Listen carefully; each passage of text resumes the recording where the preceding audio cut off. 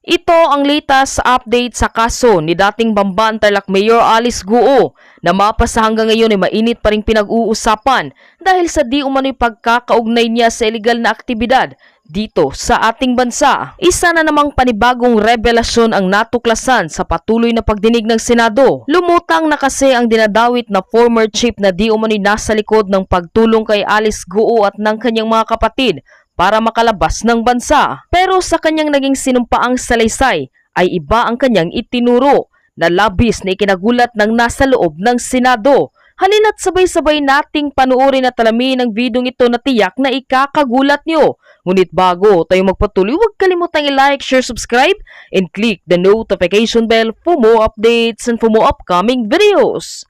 Maraming salamat! Chair and honorable senators. The question is if it was illegal or if it was legal importation. In the first place, when FIBADEC entered into a contract of agreement with Philsanja, everything was in order. We relied on the proper government agencies to vet the identities of the persons who were doing the contract signing with us.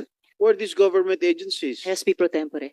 They actually, Senator Patempore, they actually gave us a copy of their application, and it was the Securities and Exchange Commission who provided us the articles of incorporation telling that Mr. Antonio Lim was a Filipino. Oh, wow. Comsec is SEC here today. Please come forward for any questions. And if I may, Madam Senator Chair, Joel. in the contract that Sanjia signed with FIBIDEC, was it part of the contract to actually allow Sanjia to become a commercial port, Your Honor? Yes, please, Attorney. Kusay, Yes. no? Attorney Kusay. Yes, po. They applied for a permit to operate as a commercial port. However, the board of directors provided the approval subject to conditions. And what are One, these conditions? They have to go through the process of publication, and they have to have a public consultation on the stakeholders on their operations. And the second was that they will not engage on containerized cargo. They can Exactly. go bulk and break bulk because it's another port operator or concessionaire who has, yes, the containerized cargo. You will no longer belabor the point, Madam Chair. It's clear as crystal, Madam Chair, that the company of Tony Yang has been violating all sorts of lahat po ng pwede mong i-check na violation ginawa po nung Sanjia dito sa PBDEC, but unfortunately hindi po na-terminate itong kontrata nila to the point na mismong sila pin-lockdown nila yung Sanjia na merong rice smuggling, drug smuggling, and if this will continue to go on, magiging banana republic na po tayo, Madam Chair. I'm just stating facts here, and we have to act on it, and I wanted to make sure that this will be part of our committee report. Thank you, Madam Chair. Thank you. It will, and thank you, Senator Joel. Madam Chair, At this, yes, in SP pro relation to tempore. the line of questioning of Senator Villanueva. Attorney, how many hectares is Sanjia leasing? Sinamo ka kanina 62? Sabi ni, 62. yes. Opo. The exact land area po nasa report po that we submitted. All right, to the how committee. much are you leasing it for per square meter? 150 pesos per square meter per year po. 150 Yung pesos? original po. Hindi ba disadvantageous sa gobyerno natin yan? We do have an official gazette publication of our revenues, and that is one of the items that have already been published. We Okay. pride How ourselves much is in the prevailing rent sa 150 PVDEC? to 200 po, depending po on the location of the property. Okay, who are the other locators there in PVDEC? We have Aside from Sanjia? marami po. We have San Miguel, we have Gardenia, we have Jacoby, we have marami po talaga. We have been successful in as an IPA in inviting locators to locate and invest in PBDEC Industrial Authority. Okay, is it, in the course of the questioning of Senator Villanueva, yung mga rice na ini-smuggle doon sa PVTech, di posible rin na pwedeng mag-smuggle ng drugs doon. Am I We correct? have no reports on that po. But that is yeah, possible. it's possible. Uh, We can didn't you concede it's exercise possible. Due diligence? Madam Chair, sorry, SPPT, there's already a Senator report. Joel. May report kayo alleged drugs eh. Tapos Oh. sabihin mo there's no report. Oh, Huwag mo kami sabihin inamin ko gano'n. na pala. Thank you, Senator. Nasa report SP eh. Pro Tempore. Inamin na pala. Sabi ni Senator Joel, meron na pala report it's na may possible drugs. po. Oh, why are you denying it? Sensya na po. Huh? Possible po. Are you covering up somebody No or po. someone? Oh. We're just asking if it's possible that they can smuggle drugs It's possible po. through FIVIDEC. It's possible po. So meron na talaga. We did not receive that kind of investigation po. Maybe another agency could probably provide the answers to that po. All right, Madam Chair, can I ask Alice go? Yes, Oh, SP Pro Tempore. Alice. Yeah. According to news reports that we read a few days ago, according to your lawyer, tatakbo ko ng mayor ulit? Your Honor, sa ngayon, hindi po. Hindi na. What changed your mind? Kasi sabi ng lawyer mo, tatakbo ka ulit mayor. Your Honor, haharapin ko po muna yung mga accusations po sa akin. Ninisin ko po muna yung sarili ko po. At para maging fair din po para sa mga constituents ko po na Alright. minamahal ko po. Very good. Okay, if I may proceed. SP Pro General Tempore. Corda. Sige. All right. Yes, thank you, SP Pro Tempore. I understand that former Chief PNP Acorda wishes to give an opening statement, and we will allow him to do so. You have the floor, sir. Thank you, Madam. First of all, I want to thank this committee under the leadership of Senator Risa Hontiveros for inviting me and giving me the chance to clarify things that may have left questions and doubts on me. Before I answer your questions, Your Honors, I would like to emphasize what had really happened before the Bamban Pogo raid last March 13, 2024. Few months before the supposed raid, persistent reports have come to my attention that illegal activities are transpiring in a Pogo hub in Bamban, Tarlac.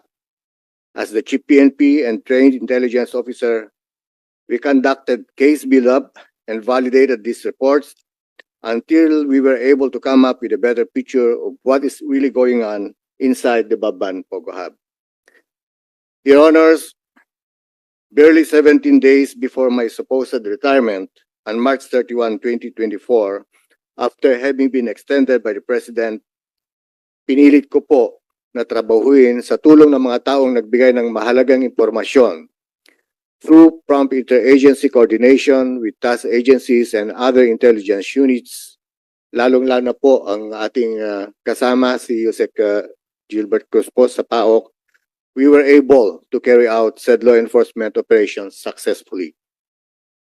Indeed, that operation played a crucial role in exposing the truth about the Pogos operating in the country, wherein it involves various illicit activities, including the proliferation of illegal drugs, human rights violations, human trafficking, and other criminal acts.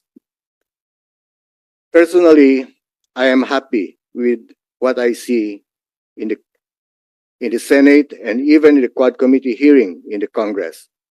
The public is becoming increasingly aware of the significant role that illegal Pogo operations play in various criminal activities across the country.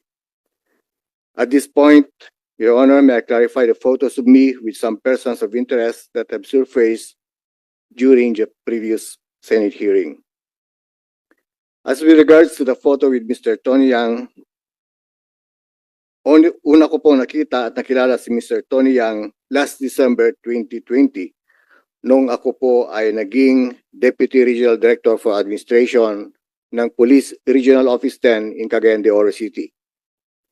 I met him acting in my capacity as the DRDA in some official and social occasions, him being a member of a local Filipino-Chinese Business Chamber of Commerce. Sumunod po ay nung ako po ay naitalaga bilang Regional Director ng nasabing rehiyon noong November 2021. Masasabi ko po ng aming pag-uusap ay patungkol sa seguridad at peace and order ng rehiyon and to promote conducive business environment. I met him not on personal basis but him representing a business group in Cagayan de Oro City. Honestly, Your Honors, during that time, wala pa akong natanggap na impormasyon patungkol sa warrant of arrest niya o wanted siya sa bansa o maging sa China. As Regional Director and Intelligence Officer, all my dealings with him were purely professional. With regards to the photo with Mayor Dong Kalugay and company, as to my association with Mayor Kalugay, if I remember it correctly, Your Honor, I first met him when I was assigned with the Directorate for Intelligence sometime in August 2022. He was inviting me then to be their guest of honor and speaker for their incoming town fiesta in Sual, of which I respectfully declined. Dati po kasi akong chief of police ng bayan ng Sual sometime in 1995 when I was still a young lieutenant. Until my appointment as the 29th Chief of the Philippine National Police last April 24, 2023, Your Honors, for the first few months after having been appointed as the new Chief PNP, several personalities such as businessmen, local politicians whom I have formerly met, former colleagues and friends have visited me to extend their felicitations. In this case, I presume that he called my office and sought for a courtesy call visit which he had secured. As to his entourage during the visit, I have no personal knowledge whom he was tagging along with. Based on my recollection, the photo that was shown was taken last May 6, 2023, barely 2 weeks after my appointment. And as I recall, marami pa akong bisita during that time, hindi lang po ang grupo ni Mayor Kalugay. I hope this explanation clarifies any misunderstanding and dispels any doubts regarding my character. And Your Honors, once again, thank you very much for this opportunity. If there are other questions that needs to be clarified, I am ready to answer them, Your Honor. Madam Chair, if I Sa- may. Yes, SP Pro Tempore, but before I call the SP Pro Tempore, una po, former Chief PNP Acorda, before my follow-up question sa inyong statement, at least importante po na ibinalita nyo sa aming komite yung naging papel nyo, leadership and approval of that successful raid in the Bamban Tarlac Pogo Hub. Dahil hindi po yon naunang lumabas dito sa aming pagdinig at para sa kaalaman ng ating publiko. Importante po yun at salamat po sa impormasyong iyon. So for follow-up questions, I'll call first the SP Pro Tempore. Sa sinabi ni Senator Risa, I would like to commend the former Chief PNP for initiating the second raid during his tenure as Chief PNP dito sa Bamban, together with the assistance of the PAOK TF. Am I correct? All right. General Acorda, how long did you know Mr. Tony Yang? At ano talaga ang pagkatao nito? Your Honors, as I stated, una ko siya nakilala nung naging DRDA ako and yung pagkatao niya po, I've heard about his relationship, about his brothers and sa negosyo po doon sa Cagayan de Oro, I understand marami po siyang negosyo doon. Kasama na po yung pagpaparating po ng bigas po, Your Honor. Pagpaparating ng bigas, pag-smuggle? Well, whether it's smuggled or not, Your Honor, I cannot qualify that. Maybe it's up for the... All right. How did he seek an appointment to your office? Usually, Your Honor, when I was in Region 10, we have direct contact because I gave him my calling card and sometimes through my staff, but it's not that frequent, Your Honor. Kumbaga, nagkakataon lang pag may mga pag-uusapan, especially when there are activities in the camp or yung mga gift-giving operations namin, Your Honor. So, yung litrato niyo ni Mayor Kalugay, paano ka na-contact ni Mayor Kalugay? Paano siya nakarating sa office mo when you were then the Chief PNP? The same way, Your Honor, kasi may gate po kami doon. Usually, pag may papasok po sa aking quarters or sa White House, dadaan po sa gate and itatawag sa gate, i-clarify po may Ibig sabihin, appointment. wala siyang appointment nung pumunta siya sa inyo? Ikaw ng Chief PNP no, dapat may appointment bago makipagkita sa inyo. Your Honor, Unless if it is really very important. Your Honor, I cannot exactly recall kung talagang naka-appoint yun or hindi, but usually when he visits me, ganun po ang proseso. Idadaan sa gwardiya, itatawag kung pwedeng makapag-seek ng appointment.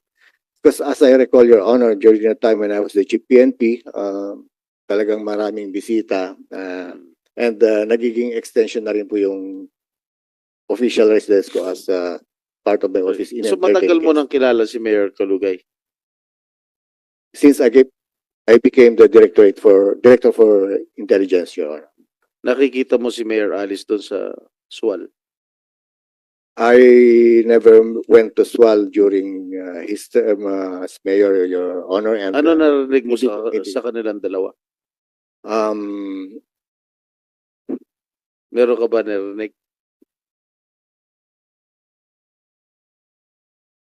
aside from the blood, Your Honor, wala na po kung Oh, personal knowledge, Your Honor. wala na talaga. Anyway, Gerald Villanueva, if I may. Gerald Villanueva. All right, you mentioned before during the previous hearing that there is a Chief PNP that was involved in the escape of Alice Go. And of course, si Senator Bato already questioned you about it. At hindi naman si Senator Bato yon. Now, General Acorda is a former Chief PNP. Is he the one involved? Actually, sir, Your Honor, I already clarified this in the past two sessions that I do not even have a name. I don't have a name. So even if I have a name and I don't have any confirmation, I won't divulge it here, sir. You would not? Divulge it if I'm not sure it's confirmed. Confirmed, sir. Why Your did you Honor. give that kind of That's why- statement? I said, sir, I dismiss it as rumor only, sir. Yeah, are you spreading rumors here in this committee? Why did you have to No, sir. say that statement? That's That why there is a, that's why- let me finish. Yes, sir. Let me finish. That there is a former chief PNP that helped the escape of Alice Go. Then the next day you retracted it. Even on the first, the previous hearings, even from the very start, I did not say that the former GPNP helped Alice Guo escape. It's not in the. I never even said that it's a confirmed or something. Even from the very start, I dismiss it as rumor, sir.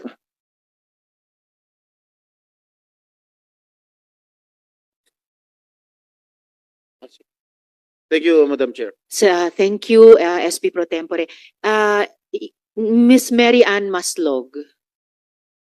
Madam Chair, before we go there, may I just Yes, Senator Joel. Could I just see if Miss Maslog is here? Miss Mary Ann? Jessica Francisco is her name here. Okay, I'll get to you in a minute. Senator Joel. Chair, just to inform the body, I just got a message from the Commission on Election, the minutes of the referendum consultation of the COMELEC about or already been signed by the chairperson and the commissioners, Madam Chair. Let me just read the excerpts of this 12 pages, Madam Chair, na report po sa atin. Nakalagay lang po dito, with that, it is clear from the evidence presented by complainant that there is a sufficient ground to believe that respondent committed material misrepresentation in violation of Section 74 of the OEC in relation with Section 262 of the same code when she declared in her COC that is a Filipino citizen and a resident of Banban Tarlac, when in truth and in fact she is not. Wherefore, premises considered, this department respectfully recommends the filing of information against respondent Alice Leal Go Huaping, Lin Gu, for violation of Section 74 of the Omnibus Election Code in relation to Section 262 of the same code, respectfully submitted. The Commission resolve, as it hereby resolves, to adopt the recommendation of the Law Department to the filing of information against respondent Alice Lialgo Guaping before the proper regional trial court for violation of Section 74 in relation to Sections 262 of the Omnibus Election Code. Let the Law Department implement this resolution signed by Chairperson and Commissioner of COMELEC. So kahit na gustuhin pa rin ni Ms. Guo Huaping na tumakbo sa susunod na halalan, talagang hindi po siya pwedeng payagan at hindi na po siya pinapayagan tumakbo. Just to put that information, Madam Chair. Thank you. Thank you, Senator Joel. So additional reinforcement dun sa sagot ni Go Huaping kanina kay SP Pro Tempore na hindi na niya balak mag-file ng Certificate of Candidacy. The Chair apologizes to Senator Grace kung hindi ko kayo na-acknowledge as soon as you had arrived. SP Pro Tempore, I believe the Senator Grace would like to Just as an interject. additional information also for the information of the public in general. In fact, we have been told that the function of COMELEC is really ministerial to accept the submission of the candidate's application to run. However, COMELEC also has the authority to disqualify. Because in fact, I went through that.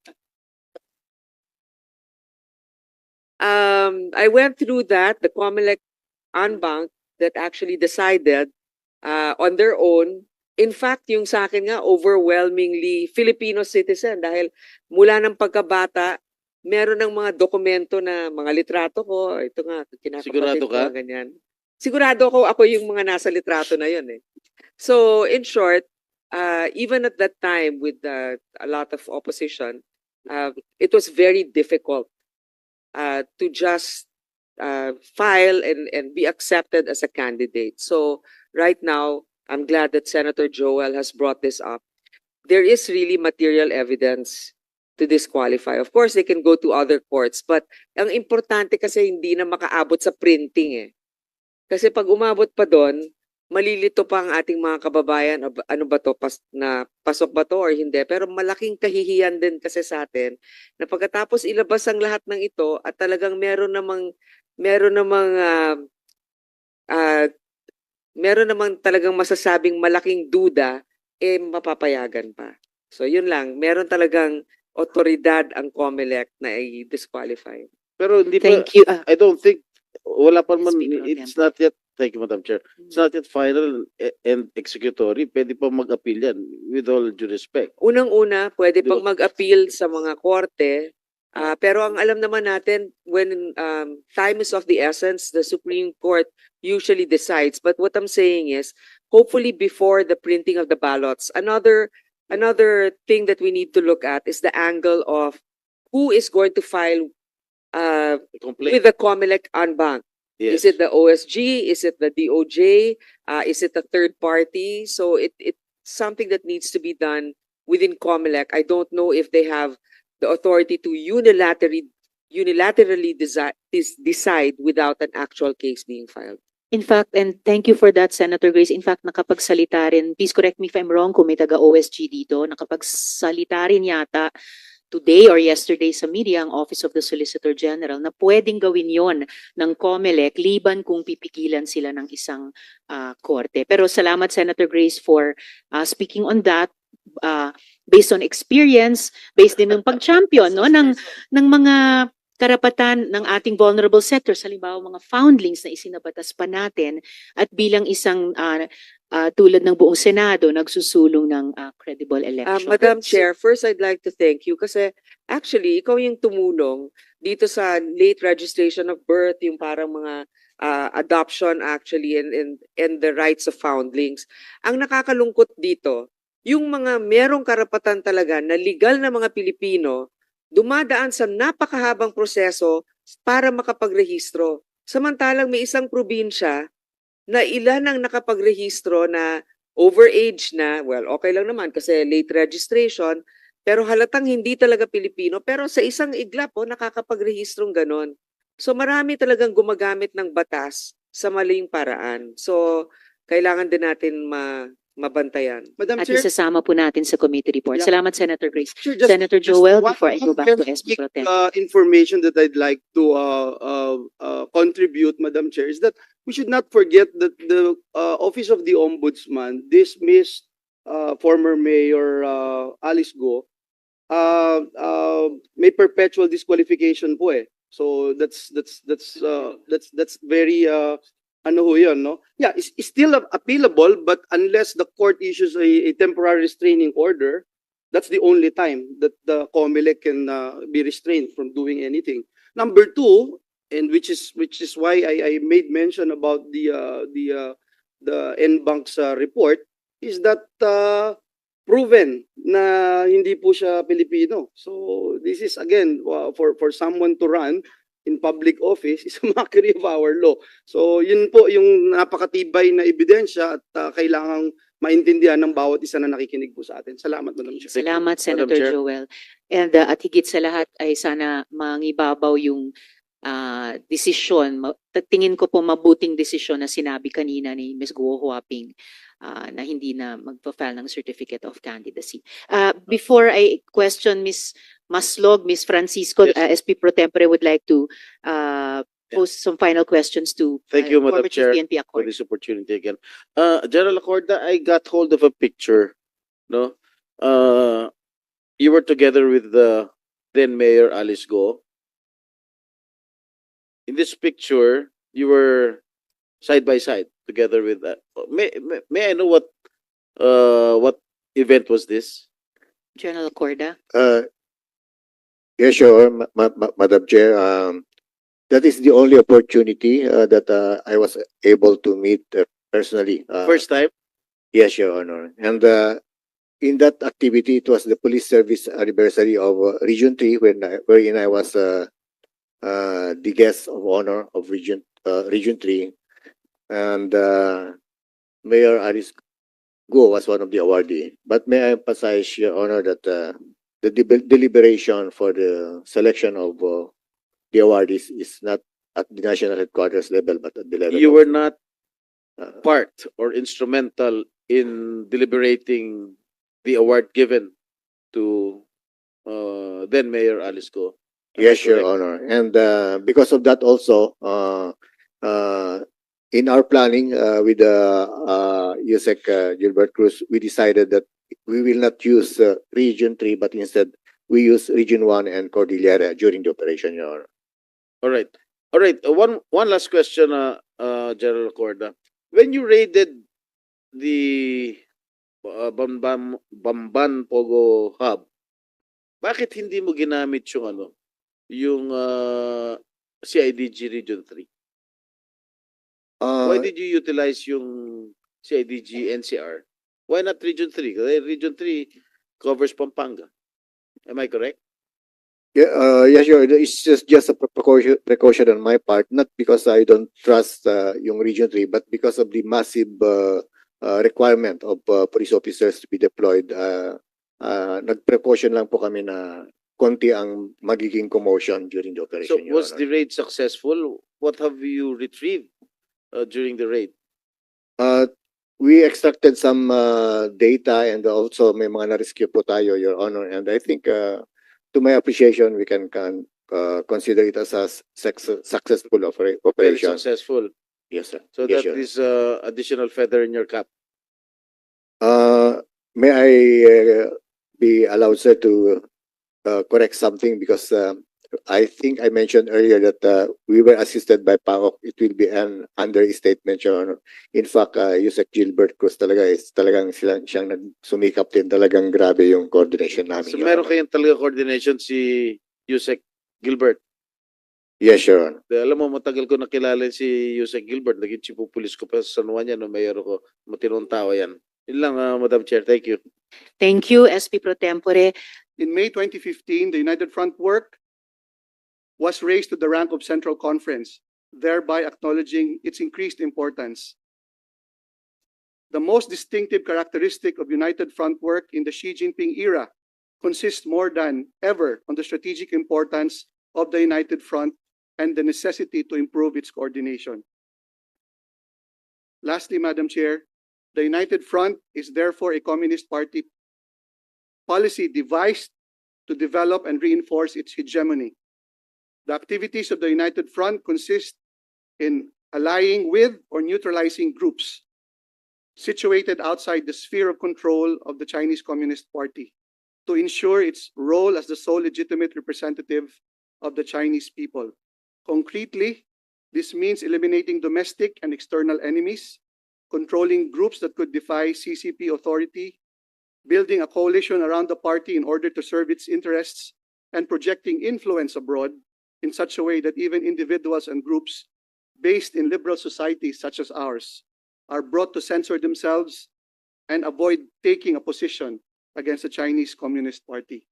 So in conclusion, Madam Chair, whether or not we are able to establish the espionage activities of both Xie Zhijiang and Wan Guohuaping, we already see, Madam Chair, the extent of malign activities of a certain nation in our country. And as a, Madam Chair, if you will permit, this has an impact on the current efforts of the Senate, especially in one, encouraging all our government agencies and even our local government units to pursue prudence and due diligence in their dealings with entities from mainland China. Even noting the efforts previously of our Senate Economic Affairs under Senator Win and our Senate Committee on Public Order and Safety, we already saw the corrosive effects of the POGOs earlier. I think this was last year. Therefore, we encourage the efforts of Senator Jinggoy Estrada in amending our Commonwealth-era espionage law and combining it with efforts to draft an anti-foreign interference law. Also, the strengthening of focal agency measures pertaining to, for example, our birth certificate, which has become the entry point for all other fake documents like passports, LTO driver's licenses, and the like. Third, related to the previous measure, to strengthen the counterintelligence efforts, not just across defense, military, and intelligence agencies, but even those government agencies that may have indirect security implications. Thank you, Madam Chair. Thank you very much, Deputy Asedillo. Pati sa pagtukoy at pag-affirm ng mga areas for remedial legislation na pinapahalagan talaga ng komite namin as we have gone through these successive hearings. Yung brief but very substantive report nyo prefigures some of my follow-up questions and I think gives a very important, not just cautionary note, pero sabi nyo nga paalala o mungkahi sa lahat nating nagtatrabaho sa gobyerno. So it's an understatement almost to say na plausible yung Al Jazeera documentary. Not 100% certain but at least plausible. Tama po ba, Deputy? Yes, Madam Chair. If I was referring earlier to certain common elements between Ms. Guo Huaping and Xie Zhijiang, if you can notice between them, Madam Chair, they were practically plucked out of obscurity and they suddenly become awash with cash, which allowed them to foray into business and eventually, in the case of Ms. Guo Huaping, even a foray into politics. Again, without discounting the possibility that this is in aid of espionage activities, on the basis alone that they are able to penetrate various agencies of government, undermine various systems existing within our country, this becomes a very, very, shall we say, insightful case for every one of us to take note, Madam Chair, not just us in the national security sector. Opo. So, kaya siguro that accounts for the great interest ng ating mga kababayan sa particular case study na to. And dahil napaka-interesante in that way also si Zhejiang, sinikap na ba ng Nika makipag-ugnayan kay She? Yes, Madam Chair, again, Okay. without divulging further detail, there is indeed such an effort. Now, one thing that, and nabanggit nyo na rin kanina, almost indirectly, Deputy, one thing that stood out for me, dun sa Zoom interview namin kay Wang Fugwe, yung sinabi niyang not all the spies are Chinese. Tumitingin din ba kayo sa mga alegasyon na may mga kababayan nating espiyang Pilipino pero nagsisilbi sa interes ng dayuhang bansa? Madam Chair, there are at least 3 ways that this may be achieved. One is for the Chinese government to make use of their massive diaspora, not just here in the Philippines, but all across the globe. Second is the use of our own citizens, either through the promise of money and other enticements, whether or not sila po ay sold doon po sa gustong gawin ng CCP. But the mere fact po that there are enticements, madali pong makuha ang loob nila.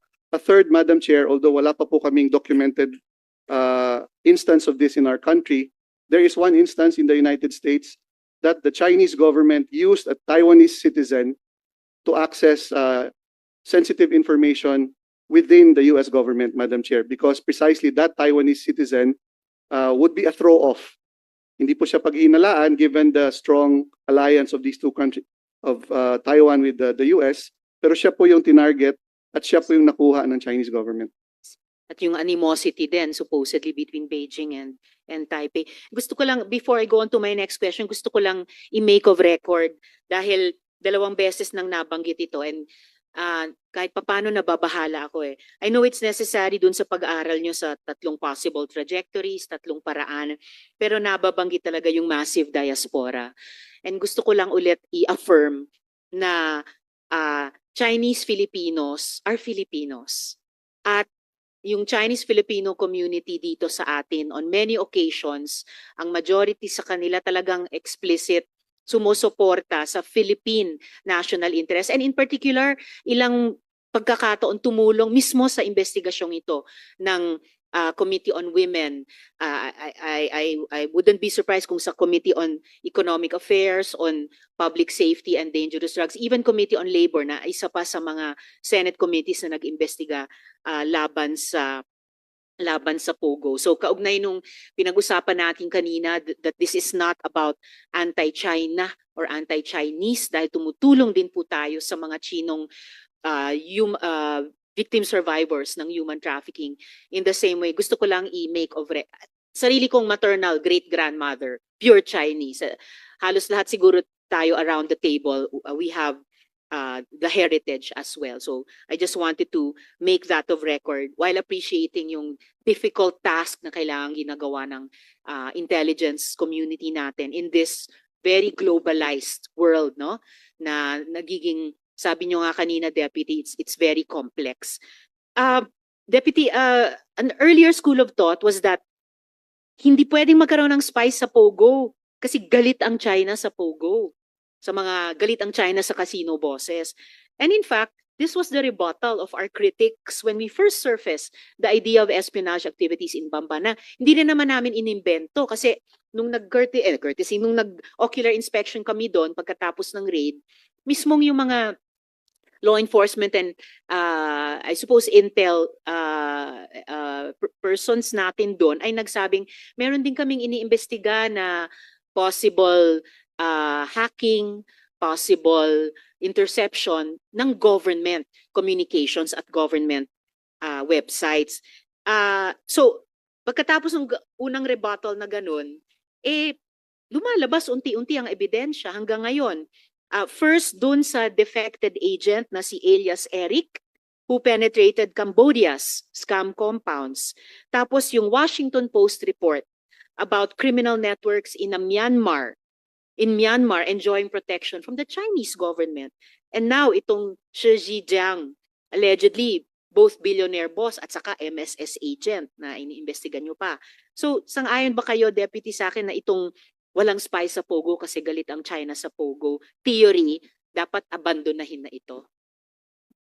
Madam Chair, for us to fully understand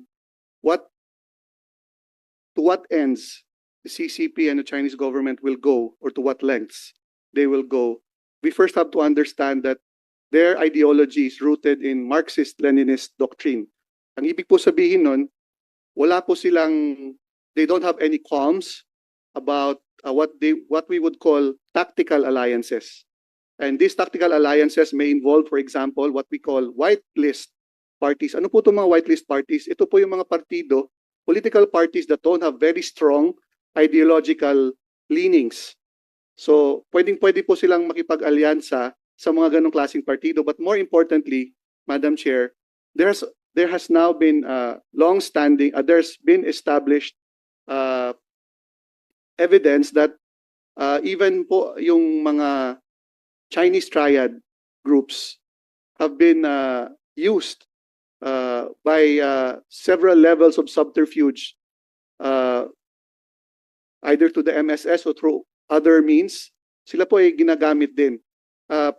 If the only way to gain a foothold, we have seen this in other countries and probably even in our own country, if one of the ways to establish foothold is to establish, for example, a gambling den or other means of illicit activity, then they will resort to that, Madam Chair.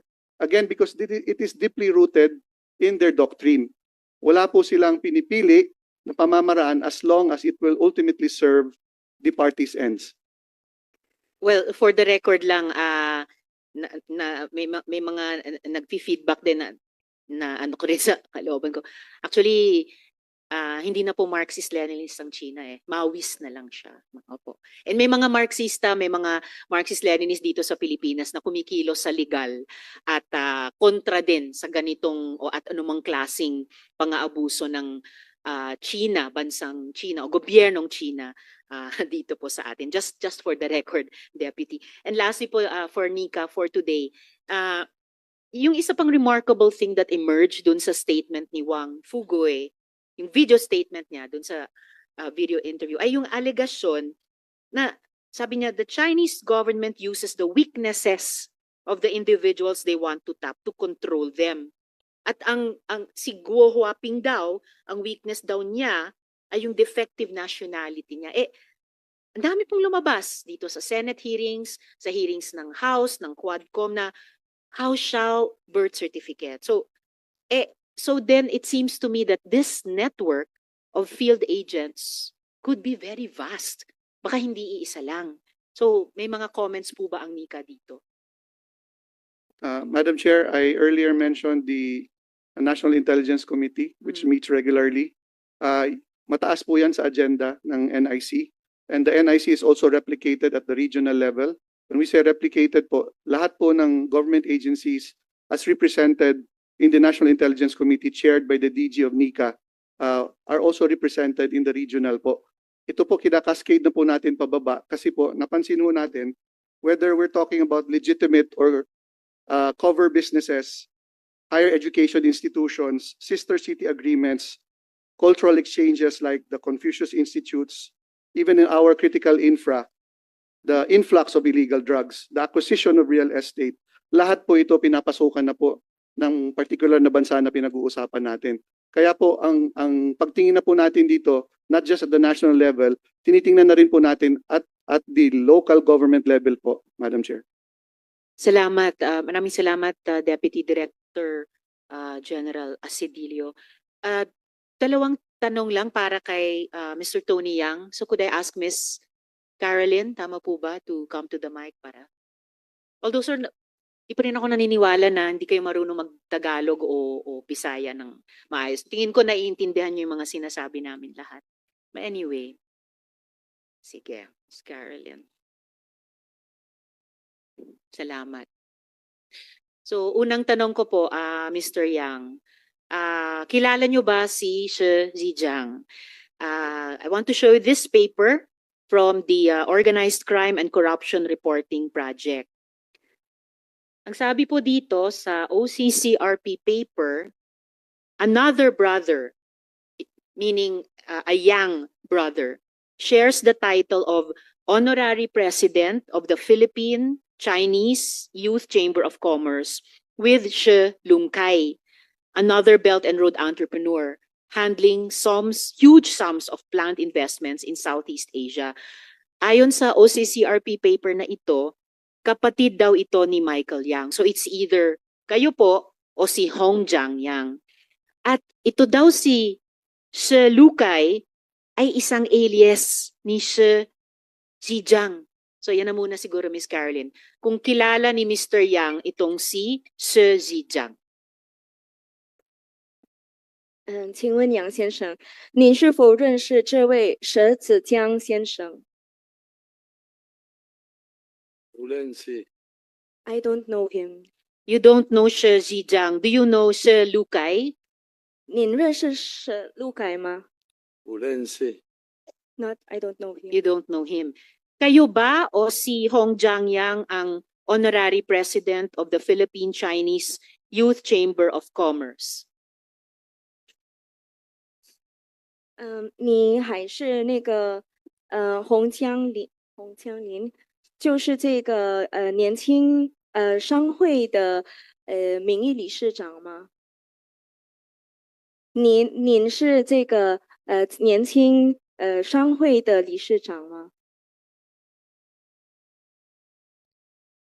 是。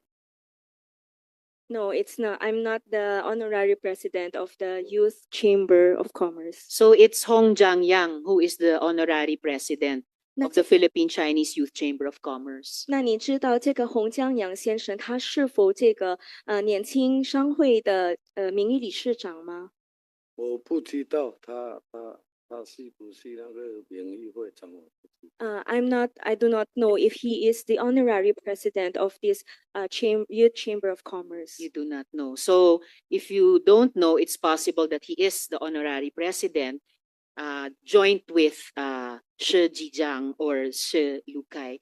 Sabi din po sa report na ito na in 2017, your brothers Hong Ming and Hongjiang Yang attended a Chinese Communist Party-sponsored conference in Beijing for overseas nationals as Philippine representatives of the All China Federation of Returned Overseas Chinese. Pakilang, Miss Caroline. 这里也据说，在2017年，你有参与，就是中国共产党他们举办的一个会议，你能证明这是对还是不对呢？对。Your mic, sir. 我 See, sir, you understand me even in English. 我 Sige po. 没有去参加过这种会议啊。I never attended any of those kinds of conferences. Not you, sir. Your brothers, Hongjiang and Hong Ming Yang, attended according to this report. 你的兄弟洪明和洪坚阳，他们是否参加这个会议？这个我就不知道了。我们兄弟，我跟他们没有什么来往。 Okay. I'm not aware of this with my brothers because I don't have any interaction with them. Well, you are the eldest brother. Even in Filipino and Chinese Filipino families, let alone pure Chinese families, I am sure the eldest brother or eldest sister knows. But anyway, I'll leave it at that. Mr. Yang, I want to show you this other document. This is from the next document.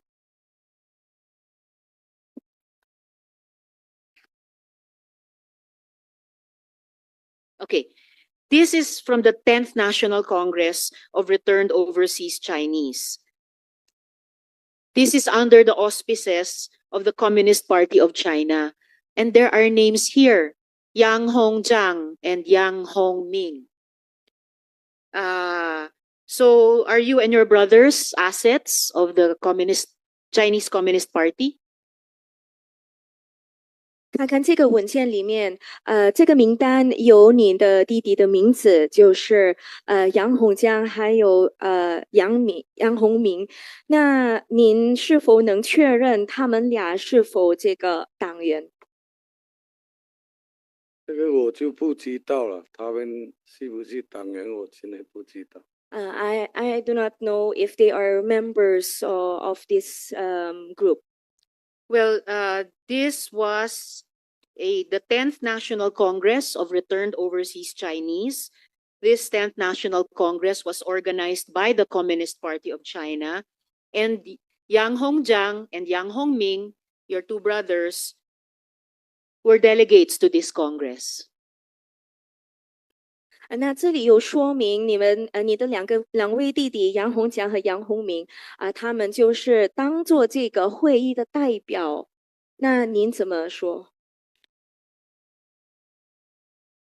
？I'm not aware of this. You're not aware. All right. I am informing you of this. This is a document of the Congress itself, organized by the Chinese Communist Party itself. And lastly for today, Mr. Yang, kilala nyo ba si Ma Dongli? 最后一个问题，您是否认识这个马东李先生不认识。 ？I don't know him. You don't know Ma Dongli. So I will leave this for now. But I know that a revelation about the Yang brothers is forthcoming when government reaches Zhejiang. Lastly, Mr. Sorry, Miss Caroline, please tell him first. 只是通知您，那如果我们对这个调查有进展的话，我们也会邀请他们两个。好。Okay. And just a follow-up question, Mr. Yang. Member ba kayo sa kahit anong Chinese organization dito or overseas? 请问你在菲律宾或是在国内有没有做一个任何集团的或是任何一个商会的会员呢？我在卡加园那个中国商会，卡加园延续中国商会，我是里面的会员。So I am a member of the Chinese Business Chamber of Commerce in Cagayan de Oro City. All right. Yun lamang. 只有这个吗？ Madam Chair. 只有这个，有没有其他的？他的没有了，就这个。 It's only this one. Only this one. Senator De La Rosa. Thank you, Madam Chair. Since yung topic ay nadung kang Mr. Yang, pwede ko na rin idiretso sa PBDIC, Madam Chair. May I know from PBDIC if what is the nature of your dealings with the company of Mr. Tony Yang inside your premises? PBDEC resource person. Nasaan po kayo? PBDIC. Thank you. Yes, Mr. Medrano. Yes, Attorney good Medrano. afternoon, Madam Chair. My name is Attorney Benjamin Medrano. I'm the acting Deputy Administrator for Operations in PBDEC. So with me today is Attorney Lizelle Gusay, the acting Chief of the Legal Services Division. Thank you for your time. So the question is, what is the dealing between Tony Yang and PBDEC? So what? Yeah, because lumabas during the last hearing that yung kanyang steel company is situated inside your premises. So ano bang arrangement ninyo? Locator lang ba sila? Nagrerenta ba sila or what? Yes, Madam Chair. So PBDEC is essentially a landlord. So it is the Subic of the South, right? So it's located in northern Mindanao. It's a 3,000 hectare estate. And then Phil Sanjia registered as a locator back in 2019 during the term of Administrator Quijano. So they are a registered locator. I'm referring to the company, Philippine Sanjia Steel Development Corporation.